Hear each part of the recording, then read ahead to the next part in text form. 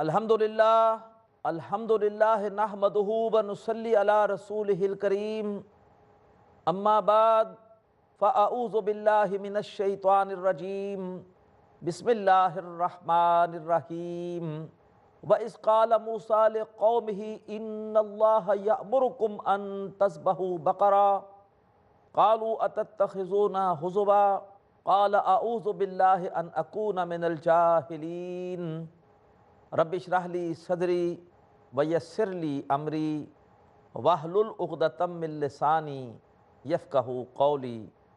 محترم ناظرین، السلام علیکم ورحمۃ اللہ وبرکاتہ۔ قصص القرآن کے اس پروگرام میں انشاءاللہ آج ہم گائے کو ذبح کرنے کے واقعے کو سمجھیں گے۔ یہ واقعہ تاریخ بنی اسرائیل کا ہے، صحرائے سینا میں پیش آیا اور اللہ نے اسے سورۃ البقرہ کے 8ویں رکوع میں بیان فرمایا۔ واقعہ اتنا اہم ہے کہ اللہ نے پوری سورت کا نام رکھ دیا البقرہ۔ ویسے اگر ہم صرف یہ نام سورت کا پڑھیں البقرہ تو اس سے ایسے محسوس ہو سکتا ہے کہ شاید اس سورت میں کوئی گائے کے بارے میں تفاصیل دی گئی ہیں، لیکن آپ جانتے ہیں کہ پوری سورت میں صرف ایک ہی جگہ ہے کہ جہاں پر یہ گائے کا ایک قصہ ہے، 40 رکوع میں سے صرف ایک رکوع میں۔ تو گویا سورہ بقرہ یہ کوئی گائے کی تفاصیل کو بیان کرنے والی سورت نہیں ہے، لیکن اس میں ایک واقعہ اتنا اہم ہے کہ اللہ نے اس کی وجہ سے پوری سورہ مبارکہ کا نام رکھا البقرہ۔ اس واقعے کا پس منظر یہ ہے کہ صحرائے سینا میں جو بنی اسرائیل کے 12 قبائل ہجرت کر کے مصر سے آئے تھے، تو ان میں سے ایک قبیلے کا ایک فرد قتل کر دیا گیا، اور اب قاتل کا پتہ نہیں چل رہا تھا۔ شدید بدگمانیاں پیدا ہو رہی تھی۔ خطرہ اس بات کا تھا کہ شاید جس قبیلے پر شک ہوگا تو مقتول کے قبیلے والے اس کے خلاف وہ اقدام کر بیٹھیں گے اور اس سے قبیلوں میں آپس میں خانہ جنگی شروع ہو جائے گی۔ حضرت موسیٰ علیہ السلام اس صورتحال کی وجہ سے انتہائی فکر مند تھے۔ انہوں نے اللہ تبارک و تعالیٰ سے دعا کی کہ اللہ، آپ اپنی قدرت خاص سے ایسا کوئی معاملہ کر دیجئے کہ قاتل کا پتہ چل جائے۔ اللہ تعالیٰ نے دعا قبول کی اور کہا کہ گائے ذبح کرو، اور گائے کو ذبح کرنے کے بعد اس کا ایک ٹکڑا مقتول کو مارو۔ مقتول زندہ ہو جائے گا، زندہ ہو کر خود بتائے گا، نشاندہی کرے گا کہ میرا قاتل کون ہے، اور اس سے یہ جو خانہ جنگی کا خطرہ یہ ٹل جائے گا۔ حضرت موسیٰ علیہ السلام قوم کے پاس آئے اور آ کر ان سے کہا کہ اللہ تمہیں حکم دیتا ہے گائے ذبح کرو۔ وَإِذْ قَالَ مُوسَىٰ لِقَوْمِهِ إِنَّ اللَّهَ يَأْمُرُكُمْ أَن تَذْبَحُوا بَقَرَةً۔ یاد کرو جب کہ موسیٰ علیہ السلام نے اپنی قوم سے کہا کہ بے شک اللہ تمہیں حکم دیتا ہے کہ تم ایک گائے ذبح کرو۔ اس پر قوم نے عجیب رد عمل کا اظہار کیا۔ قَالُوا أَتَتَّخِذُونَا هُزُوًا۔ قوم نے کہا کہ اے موسیٰ، کیا تم ہم سے مذاق کر رہے ہو؟ یہ کیسا حکم ہے، ہم گائے ذبح کریں؟ یہ کیا بات کر رہے ہو؟ قال اعوذ باللہ ان اکون من الجاہلین۔ حضرت موسیٰ علیہ السلام نے کہا کہ میں اللہ کی پناہ میں آتا ہوں اس سے کہ میں جاہلوں میں سے ہو جاؤں، میں اللہ کا پیغمبر ہوں، کیا میں تم سے مذاق کروں گا؟ کیا میں مذاق میں اپنی طرف سے کوئی بات کہہ کر اسے اللہ کی طرف منسوب کروں گا کہ یہ اللہ کا حکم ہے؟ تو میں اس قسم کی بات کرنے سے پہلے 10 دفعہ سوچنا چاہیے تھا، کیا تم کہہ رہے ہو؟ اب اس کے بعد اس قوم کی دوسری خباثت سامنے آئی۔ پہلی خباثت کہ اللہ کے حکم کو سمجھا کہ یہ مذاق کیا جا رہا ہے۔ اب اس کے بعد انہوں نے سوالات پوچھنے شروع کیے۔ پوچھا کہ یا موسیٰ ادع لنا ربک یبین لنا ما ہی۔ اے موسیٰ، اپنے رب سے پوچھئے کہ وہ ہم پر واضح کرے کہ وہ گائے کیسی ہے۔ حالانکہ ہونا یہ چاہیے تھا کہ اللہ کا حکم ہے اور فوراً حکم پر عمل کرتے، لیکن نہیں، پوچھا کہ ذرا وضاحت کر دی جائے کہ وہ گائے کیسی ہے۔ یہ پہلا سوال تھا۔ حضرت موسیٰ علیہ السلام نے جواب دیا، قال انہ یقول انہا بقرۃ لا فارض ولا بکر ابان بین ذالک فافعلوا ما تؤمرون۔ حضرت موسیٰ علیہ السلام نے کہا کہ تمہارا رب یہ فرما رہا ہے کہ بے شک وہ ایک ایسی گائے ہے جو نہ بالکل بن بیاہی ہے، بچیا ہے، اور نہ ہی بوڑھی ہے، بلکہ درمیانی عمر کی ہے۔ فافعلوا ما تؤمرون، پس کر گزرو تمہیں جس کا حکم دیا جا رہا ہے۔ کوئی بھی درمیانی عمر کی گائے لے کر ذبح کر دو اور اللہ تعالیٰ کا حکم پورا کر دو۔ لیکن قوم کہاں باز آنے والی تھی اپنی بری روش سے۔ قالوا ادع لنا ربک یبین لنا ما لونھا، دوسرا سوال جھڑ دیا، کہا کہ موسیٰ ذرا پوچھو ہمارے لیے اپنے رب سے، ہمیں وہ بتائے کہ اس کا رنگ کیا ہے۔ قال انہ یقول انہا بقرۃ صفراء فاقع لونھا تسر الناظرین۔ حضرت موسیٰ علیہ السلام نے جواب دیا کہ بے شک اللہ تعالیٰ فرماتا ہے کہ وہ زرد رنگ کی گائے، فاقع لونھا، اس کا رنگ ذرا تیز ہے، گہرا ہے، تسر الناظرین، اور دیکھنے والوں کو بڑا متاثر کرتی ہے۔ اس کا رنگ زرد ہے، گہرا زرد ہے، اور ایک دم دیکھنے والے کو متاثر کرتی ہے۔ لیکن ابھی بھی ان کی روش میں کوئی تبدیلی نہیں آئی۔ ایک اور سوال کر دیا، قالوا ادع لنا ربک یبین لنا ما ہی ان البقرۃ تشابہ علینا وانا ان شاء اللہ لمہتدون۔ کہنے لگے کہ اے موسیٰ اپنے رب سے کہیے کہ ہم پر واضح کر دے کہ وہ گائے کیسی ہے، ہم اس گائے کے بارے میں ابھی تک شبے میں ہیں، ہمیں سمجھ نہیں آ رہا کہ وہ گائے کیسی ہے۔ ہاں اگر اللہ تبارک و تعالیٰ نے چاہا تو ہم یقیناً ہدایت پر آ جائیں گے۔ قال انہ یقول انہا بقرۃ لا ذلول تثیر الارض ولا تسقی الحرث۔ حضرت موسیٰ علیہ السلام نے جواب دیا کہ بے شک اللہ تعالیٰ فرماتا ہے کہ وہ ایک ایسی گائے ہے کہ جسے استعمال نہیں کیا جاتا زمین کو جوتنے کے لیے، ہل چلانے کے لیے، اور نہ ہی کھیتی کو پانی دینے کے لیے۔ یعنی جیسے ٹیوب ویل سے پانی نکالا جاتا ہے بعض اوقات بیل استعمال کر کے، اسی طریقے پر اس کو پانی زمین سے نکال کر اور کھیتی کو سراب کرنے کے لیے استعمال نہیں کیا جاتا۔ مسلمۃ لا شیاۃ فیہا، وہ گائے پوری طرح سے صحیح سالم ہے، بالکل ٹھیک ہے، اس پر کوئی داغ نہیں ہے۔ مسلمۃ لا شیاۃ فیہا، گویا ایک بڑی مقدس گائے ہے، جس گائے سے تم کوئی کام نہیں لیتے، تم اس گائے کو ہر طرح کی مشقت سے الگ رکھتے ہو۔ گویا سوالات کر کے وہ گائے معین کروا لی۔ قالوا الآن جئت بالحق، کہنے لگے کہ اے موسیٰ اب آپ حق بات لے کر آ گئے، اب آپ بڑی واضح بات لے کر آ گئے، اب بات سمجھ میں آ گئی۔ فذبحوها، تو انہوں نے اس گائے کو ذبح کیا۔ وما کادوا یفعلون، حالانکہ وہ ایسا کرتے ہوئے نظر نہیں آتے تھے، لیکن بڑے ٹوٹے جی کے ساتھ۔ ہونا تو یہ چاہیے کہ اللہ کے حکم پر عمل ہو پورے ولولے سے، پورے ذوق و شوق سے، پورے جذبے سے، لیکن بڑے ٹوٹے دل کے ساتھ انہوں نے اللہ کے حکم پر عمل کر دیا اور گائے کو ذبح کر دیا۔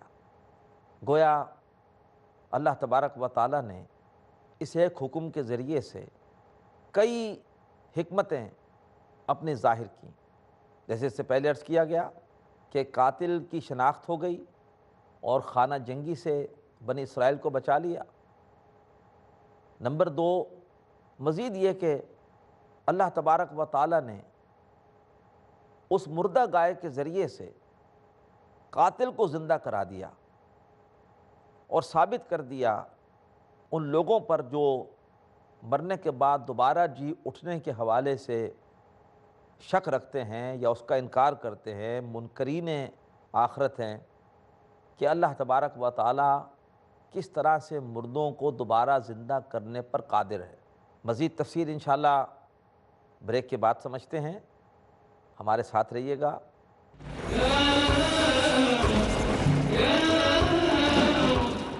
تعلیم سے کٹ جانا، تہذیب سے ہٹ جانا، قوموں کی تباہی کے اسباب یہی تو ہیں۔ جن باتوں سے اللہ تعالیٰ روکتا ہے ان سے وہ باز نہیں آتے۔ بنیادی اصولوں سے دوری، عمل صالح سے فرار، گمراہیوں سے نسبت۔ رسولوں کی دعوت کو قبول نہیں کرتے، یہ ہے تکذیب کا راستہ۔ شیخ حافظ صلاح الدین یوسف۔ اس کا نتیجہ پھر بالآخر یہ ہوتا ہے کہ تباہی ان کا مقدر بن جاتی ہے۔ جانیے کیسے ہو جاتی ہیں قومیں برباد جب کرتی ہیں بد عملیوں کا انتخاب، قوموں کی تباہی کے اسباب۔ کل رات 11:30 بجے اور دوبارہ دوپہر 12:30 بجے انڈیا میں پیس ٹی وی اردو پر۔ وہ معزز تھے زمانے میں مسلمان ہو کر، اور ہم خوار ہوئے تارک قرآن ہو کر۔ اللہ کو مانو، اس کی توحید کو تسلیم کرو۔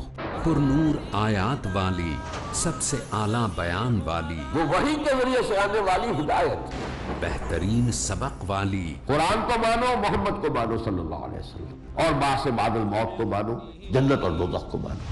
سب سے افضل کتاب۔ تصور یہ رہنا چاہیے کہ کامیابی صرف آخرت کی کامیابی۔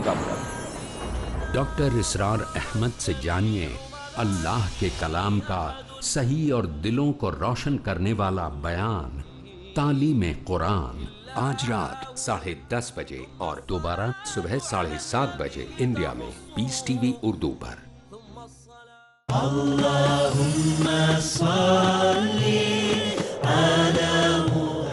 احادیث نبوی صلی اللہ علیہ وسلم۔ حضرت ابو ہریرہ رضی اللہ عنہ روایت کرتے ہیں کہ نبی کریم صلی اللہ علیہ وسلم نے بیان کیا، اللہ کی قسم وہ ایمان والا نہیں، اللہ کی قسم وہ ایمان والا نہیں، اللہ کی قسم وہ ایمان والا نہیں۔ عرض کیا گیا، کون ہے اللہ کے رسول؟ فرمایا، وہ جس کی برائی سے اس کا پڑوسی محفوظ نہ ہو۔ صحیح بخاری جلد نمبر 8 کتاب الادب باب نمبر 29 حدیث نمبر 6016۔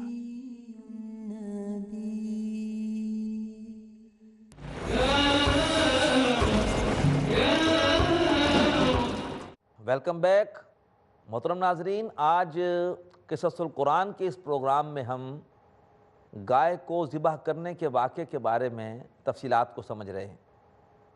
تو گویا سورہ بقرہ یہ کوئی گائے کی تفاصیل کو بیان کرنے والی صورت نہیں ہے، لیکن اس میں ایک واقعہ اتنا اہم ہے کہ اللہ نے اس کی وجہ سے پوری سورہ مبارکہ کا نام رکھا البقرہ۔ اس واقعے کا پس منظر یہ ہے کہ صحرائے سینا میں جو بنی اسرائیل کے 12 قبائل ہجرت کر کے مصر سے آئے تھے، تو ان میں سے ایک قبیلے کا ایک فرد قتل کر دیا گیا، اور اب قاتل کا پتہ نہیں چل رہا تھا۔ شدید بدگمانیاں پیدا ہو رہی تھی۔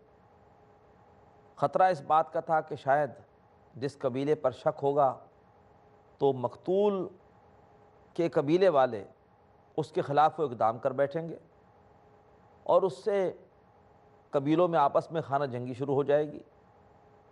حضرت موسیٰ علیہ السلام اس صورتحال کی وجہ سے انتہائی فکر مند تھے۔ انہوں نے اللہ تبارک و تعالیٰ سے دعا کی کہ اللہ، آپ اپنی قدرت خاص سے ایسا کوئی معاملہ کر دیجئے کہ قاتل کا پتہ چل جائے۔ اللہ تعالیٰ نے دعا قبول کی اور کہا کہ گائے ذبح کرو، اور گائے کو ذبح کرنے کے بعد اس کا ایک ٹکڑا مقتول کو مارو۔ مقتول زندہ ہو جائے گا، زندہ ہو کر خود بتائے گا، نشاندہی کرے گا کہ میرا قاتل کون ہے، اور اس سے یہ جو خانہ جنگی کا خطرہ یہ ٹل جائے گا۔ حضرت موسیٰ علیہ السلام قوم کے پاس آئے، اور آ کر ان سے کہا کہ اللہ تمہیں حکم دیتا ہے گائے ذبح کرو۔ وَإِذْ قَالَ مُوسَىٰ لِقَوْمِهِ إِنَّ اللَّهَ يَأْمُرُكُمْ أَن تَذْبَحُوا بَقَرَةً، یاد کرو جب کہ موسیٰ علیہ السلام نے اپنی قوم سے کہا کہ بے شک اللہ تمہیں حکم دیتا ہے کہ تم ایک گائے ذبح کرو۔ اس پر قوم نے عجیب رد عمل کا اظہار کیا۔ قَالُوا أَتَتَّخِذُونَا هُزُوًا، قوم نے کہا کہ اے موسیٰ کیا تم ہم سے مذاق کر رہے ہو؟ یہ کیسا حکم ہے، ہم گائے ذبح کریں، کیا بات کر رہے ہو؟ قَالَ أَعُوذُ بِاللَّهِ أَنْ أَكُونَ مِنَ الْجَاهِلِينَ، حضرت موسیٰ علیہ السلام نے کہا کہ میں اللہ کی پناہ میں آتا ہوں اس سے کہ میں جاہلوں میں سے ہو جاؤں، میں اللہ کا پیغمبر ہوں، کیا میں تم سے مذاق کروں گا؟ کیا میں مذاق میں اپنی طرف سے کوئی بات کہہ کر اسے اللہ کی طرف منسوب کروں گا کہ یہ اللہ کا حکم ہے؟ تو میں اس قسم کی بات کرنے سے پہلے 10 دفعہ سوچنا چاہیے تھا، کیا تم کہہ رہے ہو؟ اب اس کے بعد اس قوم کی دوسری خباثت سامنے آئی۔ پہلی خباثت کہ اللہ کے حکم کو سمجھا کہ یہ مذاق کیا جا رہا ہے۔ اب اس کے بعد انہوں نے سوالات پوچھنے شروع کیے۔ پوچھا کہ یا موسیٰ ادع لنا ربک یبین لنا ما ہی، اے موسیٰ اپنے رب سے پوچھئے کہ وہ ہم پر واضح کرے کہ وہ گائے کیسی ہے۔ حالانکہ ہونا یہ چاہیے تھا کہ اللہ کا حکم ہے اور فوراً حکم پر عمل کرتے، لیکن نہیں، پوچھا کہ ذرا وضاحت کر دی جائے کہ وہ گائے کیسی ہے۔ یہ پہلا سوال تھا۔ حضرت موسیٰ علیہ السلام نے جواب دیا، قال انہ یقول انہا بقرۃ لا فارض ولا بکر ابان بین ذالک فافعلوا ما تؤمرون۔ حضرت موسیٰ علیہ السلام نے کہا کہ تمہارا رب یہ فرما رہا ہے کہ بے شک وہ ایک ایسی گائے ہے جو نہ بالکل بن بیاہی ہے، بچیا ہے، اور نہ ہی بوڑھی ہے، بلکہ درمیانی عمر کی ہے۔ فافعلوا ما تؤمرون، پس کر گزرو تمہیں جس کا حکم دیا جا رہا ہے۔ سورۃ البقرہ کے پھر 9ویں رکوع کے آغاز میں اللہ تبارک و تعالیٰ نے وہ واقعہ بیان کیا کہ جس کی وجہ سے گائے کو ذبح کرنے کا حکم دیا گیا تھا، اور وہ واقعہ کیا تھا؟ ایک شخص کو قتل کر دیا گیا اور قاتل کی نشاندہی نہیں ہو رہی تھی۔ اب اللہ نے فرمایا وَإِذْ قَتَلْتُمْ نَفْسًا فَادَّارَأْتُمْ فِيهَا، جب کہ تم نے ایک جان کو قتل کر دیا اور تم ایک دوسرے پر اس کے قتل کا الزام ڈال رہے تھے۔ وَاللَّهُ مُخْرِجٌ مَا كُنْتُمْ تَكْتُمُونَ، اور اللہ تبارک و تعالی ظاہر کرنا چاہتا تھا جو کچھ کہ تم چھپا رہے تھے۔ فَقُلْنَا اضْرِبُوهُ بِبَعْضِهَا، تو ہم نے کہا کہ اس گائے کا ایک حصہ مقتول کو مارو۔ كَذَلِكَ يُحْيِي اللَّهُ الْمَوْتَىٰ، اسی طرح سے اللہ تعالیٰ مردوں کو زندہ کرے گا۔ وَيُرِيكُمْ آيَاتِهِ، اور اسی طرح سے اللہ تعالیٰ تمہیں اپنی نشانیاں دکھاتا ہے۔ كَذَلِكَ يُحْيِي اللَّهُ الْمَوْتَىٰ وَيُرِيكُمْ آيَاتِهِ لَعَلَّكُمْ تَعْقِلُونَ، تاکہ تم غور و فکر کرو، تاکہ تم سوچو۔ تو یہ ہیں اس گائے کو ذبح کرنے کے حکم کے حوالے سے حکمتیں۔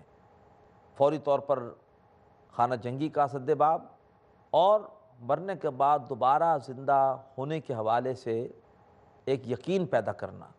ثم قست قلوبکم من بعد ذالک فہی کالحجارۃ او اشد قسوہ، کہا گیا بنی اسرائیل سے کہ اتنی واضح مثالیں بیان ہونے کے باوجود تمہارے دل اس کے بعد سخت ہو گئے، ایسے سخت ہو گئے جیسے کہ پتھر، بلکہ اس سے بھی زیادہ سخت۔ کیوں؟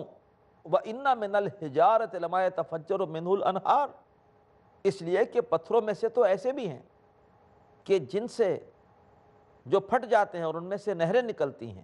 وَإِنَّ مِنْهَا لَمَا يَشَقَّقُ فَيَخْرُجُ مِنْهُ الْمَاءُ، ایسے بھی ہیں کہ جو پھٹتے ہیں اور ان میں سے چشمے برآمد ہوتے ہیں۔ وَإِنَّ مِنْهَا لَمَا يَهْبِطُ مِنْ خَشْيَةِ اللَّهِ، اور پتھروں میں سے وہ بھی ہیں جو اللہ کے خوف سے گر جاتے ہیں۔